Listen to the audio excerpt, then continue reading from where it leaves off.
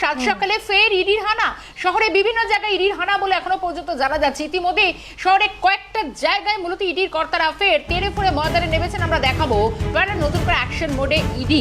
সব থেকে বড় কথা, ইতিমধ্যেই শিক্ষক নিয়োগ দুর্নীতি কাণ্ডে আমরা দেখলাম গতকাল অর্পিতা মুখোপাধ্যায় জামিন। সব থেকে বড় কথা, এখনো পর্যন্ত ইডি আরো বিভিন্ন জায়গায় আর্থিক তছরূপের মামলায় তদন্ত করছে।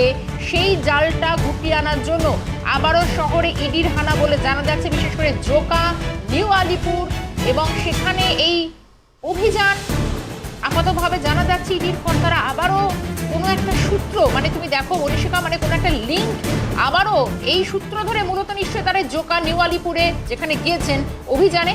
এই হচ্ছে সেই ছবি। ঠিক একেবারে যে ছবি আপনারা দেখতে পাচ্ছেন, নিউ আলিপুর থেকে উঠে আসছে এই ছবি। নিউ আলিপুরে সকাল সকাল একেবারে ইডি হানা, সেখানে ইডি আধিকারিকরা পৌঁছেছেন এবং সাত সকালে ফের অ্যাকশন মোডে আমরা বলতে পারি ইডি আধিকারিকরা। ঠিক কি কারণে তারা সেখানে গেছেন, কি বিষয়ে খতিয়ে দেখছেন, পুরোটাই আমরা জানবো। আমাদের প্রতিনিধি সেখানে তো থাকবেই, কিন্তু এই মুহূর্তে যে ছবি উঠে আসছে সেখান থেকে নিউ আলিপুরের ছবি, সেখানে ইডি হানা সাত সকালে সেখানে কিন্তু ইডি আধিকারিকরা সেখানে গিয়ে পৌঁছয় এবং ঠিক মূলত কি বিষয়ে তারা কি দেখতে এসেছেন, কি খতিয়ে দেখবেন, সেটাকে তো শর্মিষ্ঠা একটু বাদেই হয়তো আমরা জানতে পারবো। একদমই তাই। এবং বিগত বেশ কয়েকটা দিন আগেও দেখা গিয়েছিল যে নতুন করে এই আর্থিক তছরূপের মামলায় ইডির কর্তারা, এনফোর্সমেন্ট ডাইরেক্টরেটের কর্তারা, তারা বেশ কয়েকটি ভাগে ভাগ হয়ে শহরের বিভিন্ন জেলায় এবং সব থেকে শহরের বিভিন্ন যে জায়গাগুলো রয়েছে এবং সংলগ্ন শহরতলির বিভিন্ন জায়গাতেও তারা সেদিন হানা দিয়েছিল। কখনো 4 জন বা 5 জনের একটি করে টিম পৌঁছে গিয়েছিল, কখনো কখনো বিভিন্ন জায়গা আর্থিক কেলেঙ্কারি দুর্নীতি মামলাতে এইভাবে ইডির কর্তারা পৌঁছে, সঙ্গে কেন্দ্রীয় বাহিনীর জওয়ানরা রয়েছেন এবং তারা সেখানে গিয়ে রীতিমতো ঘিরে ধরছেন। এবং এখনো পর্যন্ত এবার সেই জোকা, নিউ আলিপুরে ইডির হানা বলে জানা যাচ্ছে। এবং জোকা, নিউ আলিপুরে ইডির এই অভিযান আরো একটু বিস্তারিত আমরা অবশ্যই জানার চেষ্টা করব, কারণ একেবারে সাত সকালে, কারণ ঘড়ির কাঁটা বলছে প্রায় 7:30টার কাছাকাছি, কিন্তু তার অনেকটা আগে থেকে ইডির কর্তারা ময়দানে নেমে পড়েছেন। শহরের বেশ কয়েকটি জায়গায় মূলত এই তল্লাশি অভিযান চলছে বলে আপাতভাবে জানা যাচ্ছে। আপাতভাবে জোকা, নিউ আলিপুরের ছবি দেখাচ্ছি আপনাদের।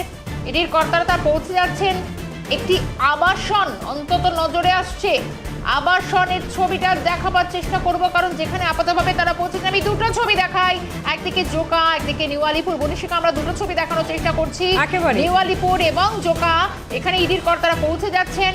জোকার দিকে আমরা প্রথমে নজর রাখার চেষ্টা করব, অবশ্যই আমরা নিউ আলিপুরে যাব, কিন্তু শুরুতে জোকায় যাব। জোকা থেকে রয়েছেন আমাদের প্রতিনিধি মাফিজুল ইসলাম। মাফিজুল, প্রায় ঘড়ি কাটা 7:30 বাজতে চলল, তার মানে বেশ কিছুটা আগে ইডির কর্তারা আবারও নতুন করে তেড়ে ফুড়ে ময়দানে জোকা, নিউ আলিপুর বিভিন্ন জায়গায় অভিযানে। কি কারণেই তল্লাশি, কোন লিঙ্ক ধরে?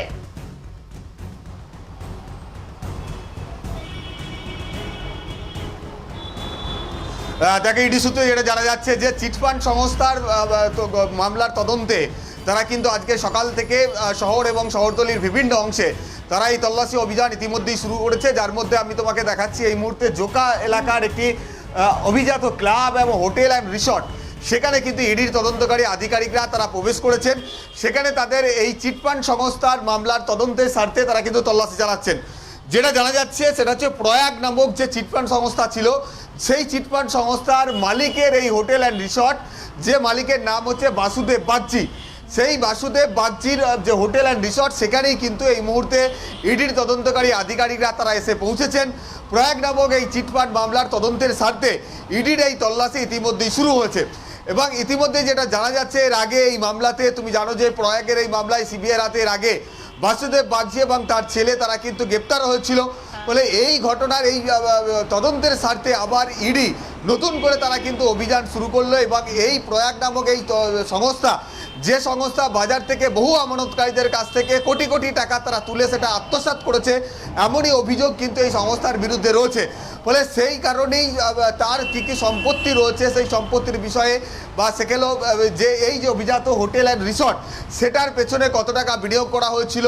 এবং এটা জানা যাচ্ছে যে এই বাসুদেব বাগচির আগে অন্য একজন মালিক ছিলেন, সেক্ষেত্রে ফলে তার কাছ থেকে এই বাসুদেব বাগচি এটা কিনেছিলেন। দাদা, আপনাদের এই এলাকার এই হোটেলটা সম্পর্কে কি জানেন? এটা এখন কার? বাসুদেব বাগচি যার নাম শোনা যাচ্ছে, জানেন?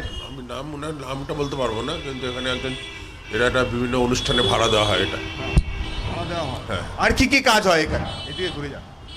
আর এখানে পার্টি এসবগুলো চলে, মানে ভাড়া দেওয়া হয় অনুষ্ঠান, বিভিন্ন অনুষ্ঠানে। বাসুদেব বাগচি নাম শুনেছে? ওনার নামটা আমি জানি না, মানে জানেন না? ওনারই এটা কতদিনের হোটেল এরকম অভিজাত? অনেকদিন, 10-12 বছর তো মিনিমাম। 10-12 বছর হয়েছে, 10 বছর নতুন করেই হয়েছে। 10-12 বছর ধরে এরকম করে চলছে, তারও আগে মানে 2012-13 সাল থেকেই এটা চলছে। এখানে বহু লোকজন আছে, মানে বড় বড় লোকজন এরকম অভিজাত। এখানে তো লোকজন, যেটা রেন্ট অনেক বেশি, তো সেই জন্য বড় বড় লোকজনই আসে। বলে বুঝতে পারছো যে এটা নামটা একটা ক্লাবের নামে নামকরণ করা হলেও আসলে এটা একটা হোটেল এবং রিসর্ট। সেখানে একেবারে মফিজুল, তুমি আমাদের সঙ্গে থাকো। আমাদের সঙ্গে অপর প্রতিনিধি মেঘা রয়েছে নিউ আলিপুর থেকে সরাসরি। মেঘা, তোমার কাছে আসবো। সাত সকালে একেবারে ইডি হানা, সেখানেও যেমনটা আমাদের অপর প্রতিনিধি মফিজুল তুলে ধরার চেষ্টা করছিলেন জোকা থেকে, এই মুহূর্তে নিউ আলিপুরের ঠিক কি ছবি উঠে আসছে?